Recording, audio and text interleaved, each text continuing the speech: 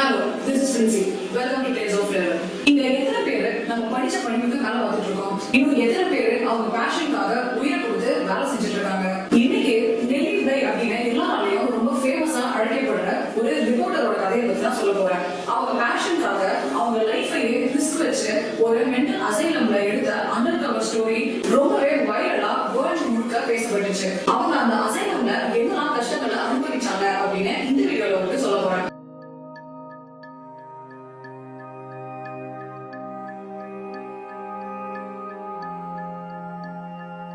Elizabeth Godson seaman, அதாவது நெல்லி விதை அப்படின்னு அழைக்கப்படுறவங்க May 5, 1864 அமெரிக்கால பிறகுறாங்க. அவங்களோட அப்பாவுக்கு 2 மனைவிகள். முதல் மனைவிக்கு 10 குழந்தைகள் பிறகுறாங்க. இரண்டாவது மனைவிக்கு பிறகுறவங்க தான் நம்ம நெல்லி விதை. மொத்தம் அவங்க கூட 5 பேர் பிறந்திருக்காங்க. அவங்க ரொம்பவே ஒரு லோவர் மிடில் கிளாஸ்ல தான் பிறகுறாங்க. அவங்க அப்பா ஒரு மில்ல ஒர்க் பண்ற ஒரு ஒர்க்கர். அதனாலேயே அவங்க ஃபேமிலி ஃபினான்ஷியலா ரொம்பவே கஷ்டப்பட்டு இருந்தாங்க. இந்த டைம்ல எலிசபெத், அதாவது நெல்லி விதைக்கு 6 வயசு இருக்கும்போது அவங்க அப்பா இறந்து போயிட்டாரு. அதுக்கப்புறம் அவங்க ஸ்டடீஸும் அப்படியே கோல்ட்ல இருந்துச்சு. அவங்க ஸ்கூல் ட்ராப் அவுட் ஆனாங்க. குடும்ப சூழ்நிலையால வேற வழி இல்லாம சின்ன சின்ன இண்டஸ்ட்ரீஸ்ல சிறு தொழில் பண்ணிட்டு இருக்காங்க. ஆனா நெல்லி விதைக்கு சின்ன வயசுல இருந்தே ரிப்போர்ட்டரா ஆகணும்ன்றது ரொம்ப பெரிய ஆசை. இப்படியே பல வருடங்கள் கடந்து போயிட்டு இருக்கு. ஒரு நாள் நியூஸ் பேப்பர்ல ஒரு மேகசின் ஆட் வருது. அதுல what girls are good for அப்படின்னு வந்த ஆடுக்கு நெல்லி விதை லோன்லி ஆர்ஃபன் கேர்ள் அப்படின்ற ஒரு சூடோனிம ரெஸ்பான்ஸா அவங்களுக்கு திரும்ப அனுப்புறாங்க. இதை பார்த்த அந்த நியூஸ் பேப்பர் கம்பெனியோட ஹெட், அதாவது பாஸ், ரொம்பவே இம்ப்ரெஸ் ஆகிறாரு. இம்ப்ரெஸ் ஆயிட்டு அந்த மேகசின் ஆட் அனுப்புற ஆத்தர் கிட்ட அது யாரு அப்படின்னு கண்டுபிடிக்கிறதுக்கு ஹெல்ப் கேட்கிறாரு. ஒரு வழியா நெல்லி விதையை கண்டுபிடிக்கிறாங்க. கண்டுபிடிச்சதுக்கு அப்புறம் அதே நியூஸ் பேப்பர் கம்பெனிக்கு ஒரு ஜாப் ஆஃபரும் நெல்லி விதைக்கு கொடுக்கப்படுது. எலிசபெத்தோட பேஷனுக்கு ரொம்பவே இம்ப்ரெஸ் ஆன அந்த நியூஸ் பேப்பரோட பாஸ் அவருக்கு ஒரு ரைட்டரா ஒரு ஜாப் ஆஃபரும் தந்திருக்காரு. அதுக்கப்புறம் தான் எலிசபெத் அவங்களோட பேரை நெல்லி விதை அப்படின்னு மாத்துறாங்க.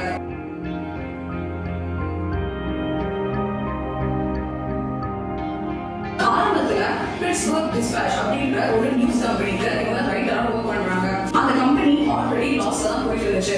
சோ அதை எடுத்து நடத்துற பொறுப்பு எல்லாமே நம்ம நெல்லி விதை கிட்ட தான் வருது. ஆரம்பத்திலேயே women's working on factory. So women's வந்து ஃபேக்டரியில என்னெல்லாம் ஒர்க் பண்றாங்க, அவங்க அதுல என்னெல்லாம் டிஃபிகல்டிஸ் அனுபவிக்கிறாங்க அப்படின்றது ஒரு கவர் மேகசின் அவங்க பண்றாங்க. ஆனா அந்த நியூஸ் கம்பெனிக்கு அதனால நிறைய பிரச்சனைகள் வருது. ஏன்னா இது ரொம்ப சென்சேஷனலா இருக்கு. நிறைய ப்ரொடெஸ்டும் நடக்க ஆரம்பிக்குது. அதனாலேயே அவரோட பாஸ் அந்த ப்ராஜெக்ட கைவிட சொல்றாரு. அவருக்கு சின்ன சின்ன ப்ராஜெக்டா அதுக்கப்புறம் தராங்க.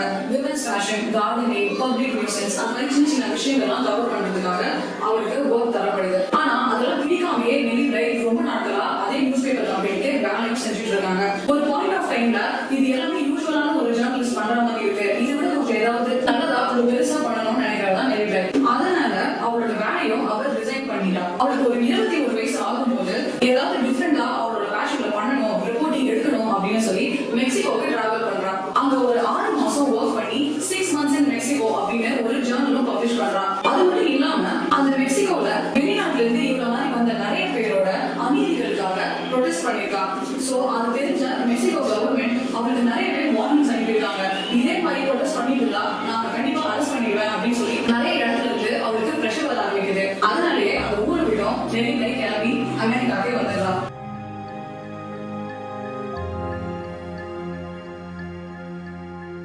அமெரிக்காவுக்கு வந்த நெல்லி விதைக்கு ஆரம்பத்துல எந்த வேலை வாய்ப்புமே கிடைக்கல. அந்த டைம்ல விமென்ஸுக்கு அவ்வளவு சீக்கிரமா வேலையும் கிடைக்காது. சோ சில மாதங்களா வேலை இல்லாம தான் அவன் நிறைய இடத்துல வேலைக்கு அப்ளை பண்ணிட்டு இருந்தான். ஒரு 4 மாசத்துக்கு அப்புறம் ஜோசப் புலிசர் அப்படின்ற ஒரு நியூஸ் பேப்பர் கம்பெனிக்கு போல்டான ஒரு அண்டர் கவர் அசைன்மெண்ட் பண்ணி தரதா சொல்லி கன்வின்ஸ் பண்ணி அந்த ஜாப்க்கு ஜாயின் ஆகிறா. அது என்ன மாதிரியான அண்டர் கவர் அசைன்மெண்ட்னா, அப்போதைக்கு அவங்க ஊர்ல ஏதோ ஒரு மென்டல் அசைலம் இருக்கு.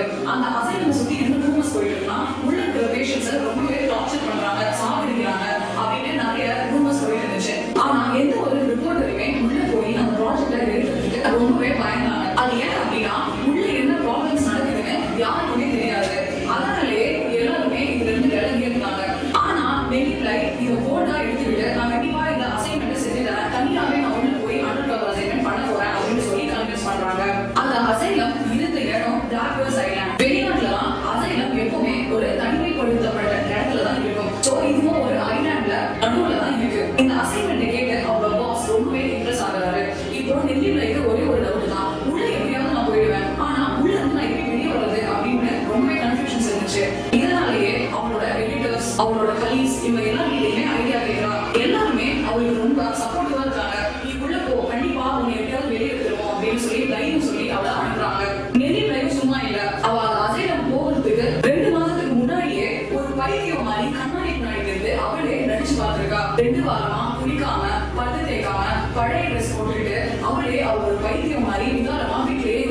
அவங்க அப்பா அம்மா இதை பார்த்து ரொம்பவே பயந்து டாக்டர் கிட்ட கூட்டிட்டு போயிருக்காங்க. அந்த சைக்கியாட்ரிஸ்ட் கேட்ட சில கொஸ்டின்ஸ்க்கு இவ வேணும்னே மாத்தி மாத்தி பதில் சொல்லியிருக்காங்க. அதனாலேயே அவங்களுக்கு ஒரு சர்டிபிகேட்டும் போட்டு கொடுத்துட்டாங்க. இவ மென்டலா ஸ்டேபிள் கிடையாது, ரொம்பவே அட்வான்ஸா இல்ல அப்படின்னாலும் இவளுக்கு கண்டிப்பா சில குழப்பங்கள் இருக்கு, அதனால அசைலம்ல போய் கண்டிப்பா சேர்க்கணும் அப்படின்னு அந்த சர்டிபிகேட்ல போட்டு கொடுத்துட்டாங்க.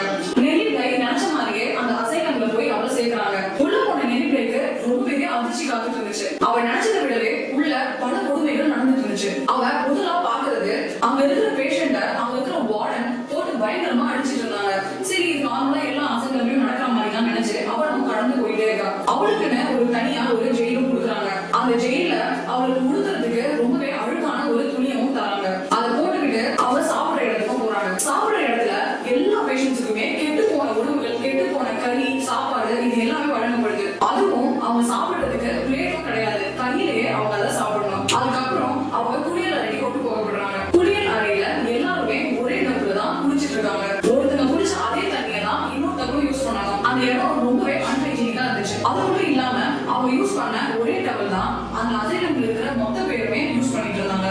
நிறைய பேருக்கு அதுல ஸ்கின் டிசீசஸ், சொரியாசிஸ் அந்த மாதிரி கொடூரமான தோல் வியாதிகளும் இருந்துச்சு. ஆனாலும் அதே டவல் தான் எல்லாருமே யூஸ் பண்ணாங்க. அங்க நிறைய பேஷண்ட்ஸ்க்கு ஷாக் ட்ரீட்மெண்ட் கொடுக்கறத நெல்லிப்பை கவனிச்சிட்டு இருக்கா. அது மட்டும் இல்லாம நெல்லிப்பைக்கு ஏதோ ஒரு கெமிக்கல் இன்ஜெக்ஷன் போட வரும்போது அது ரொம்பவே தடுத்திருக்கா. அதனால அங்க இருக்கிற வார்டன் அவளை கூட்டிட்டு போய் ட்ரெஸ் எல்லாத்தையுமே கழட்டி ஒரு ஐஸ் கட்டி இருக்கிற டப்புல நைட்டு முழுக்க அவளை முக்கி வச்சு அவளுக்கு துண்டு கூட கொடுக்காம அதே நடுக்கத்துல அவளை தூங்கவும் வச்சிருக்காங்க. சில நாட்கள் கடந்து போக நெல்லிப்பை எப்படியோ அங்க இருக்கிற நிறைய லேடிஸ் கிட்ட அவளோட ட்ரஸ்ட கொண்டு வரா. அவங்கள எப்படியோ இன்டர்வியூவும் பண்றா. இன்டர்வியூல சில ஷாக்கிங்கான நியூஸ் எல்லாம் அவளுக்கு கிடைக்குது. இதுக்கு முன்னாடி அங்க நிறைய பிரெக்னென்ட் லேடிஸ் அசைலம்ல இருந்திருக்காங்க. அதுல ஒரு பிரெக்னென்ட் லேடிக்கு அந்த அசைலம்ல இருக்கிற ஏதோ ஒரு வார்ட் பாயோ அவங்களே எந்த ட்ரீட்மெண்ட்டும் இல்லாம கையாலேயே அறுத்து உள்ள இருக்கிற குழந்தையும் வெளியே எடுத்து அவங்க அம்மா கிட்ட கூட அதை கொடுக்காம அந்த அசைலமோட பேக்யார்ட்லயே போய் அதை புதைச்சிருக்காங்க. இது ஒரு தடவை மட்டும் இல்ல, அங்க எல்லா பிரெக்னென்ட் லேடிஸ்க்கு போற குழந்தையும் இவங்க ஒண்ணு புதைவாங்க இல்லைன்னா எரிச்சிருவாங்க. அந்த அசைலம்ல டோட்டல் கெப்பாசிட்டியே 100 கணக்கான பேருக்கு தான் கட்டியிருக்காங்க. ஆனா அந்த அசைலம்ல நெல்லிப்பை போன டைம்ல 1500 பேருக்கு மேல இருந்திருக்காங்க. ஆனா அத்தனை பேருக்கும் அங்க 16 டாக்டர் மட்டும் தான் இருந்திருக்காங்க. இது கம்ப்ளீட்லி இல்லீகல். ஆனாலுமே அங்க இருக்கிற வார்ட் பாய், வார்ட் நர்ஸ் இவங்க எல்லாருமே ட்ரீட்மெண்ட் மாத்தி மாத்தி பார்த்திருக்காங்க. அதனாலேயே அங்க நிறைய பேஷண்ட்ஸ் இறந்து போயிருக்காங்க. இப்படியே ஒரு 5 நாட்கள் நெல்லிப்பைக்கு அந்த அசைலம்ல கடந்து போயிட்டு இருக்கு. ஒரு தடவை அவங்க சாப்பிடுற இடத்துல ஏதோ ஒரு பேஷண்ட் சாப்பாடு வேணான்னு ஒதுக்கி வச்சதால அவளை பயங்கரமா அடிச்சு அவ பாடி உள்ள இருக்கிற எல்லா ஆர்கன்ஸுமே ரொம்பவே ப்ளீட் ஆயிட்டு இருந்துச்சு. ஆனா அதுக்கு கூட டாக்டர் யாரும் பார்க்காம அந்த வார்ட் பாயும் வார்ட் நர்ஸும் இவங்களுமே தான் ட்ரீட்மெண்ட் பண்ணிட்டு இருக்காங்க. இதை பார்த்து ரொம்பவே பயந்து நெல்லிப்பை அங்க இருக்கிற கார்ட் கிட்ட நான் நார்மல் ஆயிட்டேன், என்னை வெளியே அனுப்புங்க அப்படின்னு போய் சொல்லியிருக்காங்க. ஆனா இவ வைத்தியத்துல வளரலாம் அப்படின்னு சொல்லி அவளையும் பயங்கரமா அடிச்சு திரும்ப ஜெயிலையும் போட்டு லாக் பண்ணிட்டாங்க. ஒரு 2 நாள் கடந்து போகுது. ஒரு சைக்காட்ரிஸ்ட் டாக்டர் அந்த வெண்டிலேட்டர்ல இருந்து வராரு. அவர்கிட்ட நெல்லிப்பை நான் எல்லாம் நார்மல் ஆயிட்டேன், என்னை இங்க இருந்து எப்படியாவது வெளியே அனுப்புங்க, நீங்க எந்த கொஸ்டின்ஸ் வேணா கேளுங்க, நான் கண்டிப்பா ஆன்சர் பண்ணுவேன் அப்படின்னு சொல்றா. அதே மாதிரி அந்த டாக்டரும் அவளை எக்ஸாமின் பண்றாரு. பண்ணதுக்கு அப்புறம் இவ எல்லாமே நார்மல் அப்படின்னு சொல்லி ஒரு சர்டிபிகேட் கொடுத்து ஒரு வழியா நெல்லிப்பைய அசைலம்ல இருந்து கொண்டு போறாங்க.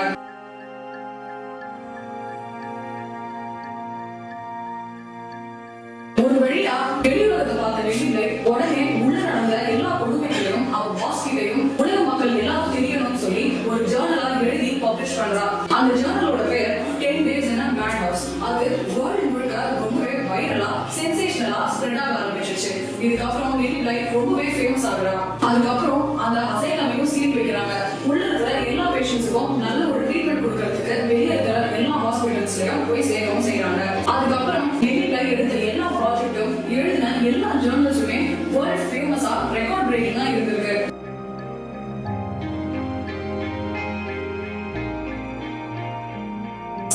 Days Around the World அப்படின்னு சொல்லி ஒரு ஜர்னல் பப்ளிஷ் பண்ணிருக்கா. அவளோட அந்த ட்ரிப்ல அமெரிக்கா மட்டும் கிடையாது, இங்கிலாந்து, ஹாங்காங், பிரான்ஸ் அப்படின்னு நிறைய இடத்துக்கு டிராவல் பண்ணிருக்கா. டிராவல் பண்ண இடத்துல இருக்கிற எல்லா இண்டஸ்ட்ரியலிஸ்ட் டெவலப்பர்ஸ் கிட்டயுமே போய் அவ விஷயங்களை நிறைய ஷேர் பண்ணி அவங்க கிட்ட இருந்து நிறைய டெஸ்டிமோனியும் கிடைச்சிருக்கு. அது மட்டும் இல்லாம அவங்களுமே நிறைய ஜாப் ஆஃபர்ஸ் அவளுக்கு கொடுத்திருக்காங்க.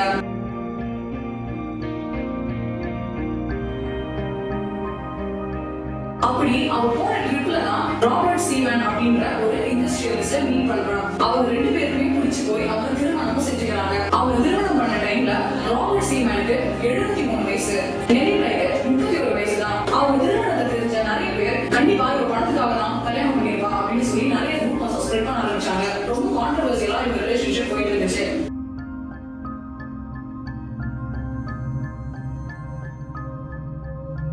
1904ல ராபர்ட் சி மேனுக்கு நடந்த ஒரு ஆக்சிடென்ட்ல அவரும் இறந்து போயிட்டாரு. அதுக்கப்புறம் மொத்த பொறுப்புகளும் மேரி பிளைட் கிட்ட வருது. ஆனா அது அவர் ரொம்பவே கடமை உணர்ச்சியோட எடுத்து செய்யறார். அவர் ஒரு ரிப்போர்ட்டரா மட்டும் இல்லாம ஒரு சேரிட்டி ஒர்க்கரா, ஒரு இண்டஸ்ட்ரியலிஸ்டா, ஒரு அட்வைசரா, ஒரு இன்வென்டரா நிறைய விதத்துல அவர் பேஷனை கொண்டு போயிட்டு இருக்கா. ஜான் 27, 1922ல மேரி பிளையும் இறந்து போயிட்டா. ரொம்பவே கஷ்டப்பட்டு அவங்க லைஃப்ல சக்சஸ்ஃபுல்லா வந்த மேரி பிளையோட கதை இப்போ முடியுது. இந்த மாதிரி யாரை பத்தின வீடியோ உங்களுக்கு தெரியணும் அப்படின்னாலும் கமெண்ட் செக்ஷன்ல சொல்லுங்க. இந்த வீடியோ